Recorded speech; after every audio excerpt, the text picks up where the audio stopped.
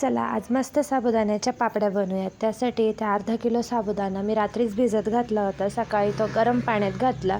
थोडेसे साबुदाणे, 2-4 हिरव्या मिरच्या मी अशा मिक्सरच्या भांड्यात घालून दळून घेतल्या, त्या पण त्यात टाकल्या। त्यानंतर त्यात उकडलेला बटाटा, चवीपुरतं मीठ, त्याच्यानंतर बारीक अशी कोथिंबीर चिरून मी वाळवली होती, ती पण चुरून अशी मी त्याच्यात घातली। मस्त मिश्रण असं चांगलं खळखळ उकळी येईपर्यंत शिजवून घेतलं। घट्ट झालं, साबुदाणा असा काचेसारखा पारदर्शक झाला म्हणजे मिश्रण तयार आहे। एका प्लास्टिकच्या कागदावरती आता याच्या पापड्या घालून घेऊयात। छान कडकडीत उन्हात या पापड्या घालायच्या।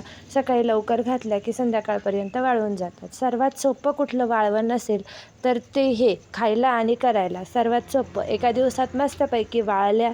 चला आता आपण ह्या पापड्या तळून बघूयात। हे बघा, तळल्यानंतर मस्त पांढरी शुभ्र पापडी आपली तयार होते। अशा खुसखुशीत पापड्या आवडल्या असतील तर लाईक आणि सबस्क्राईब नक्की करा।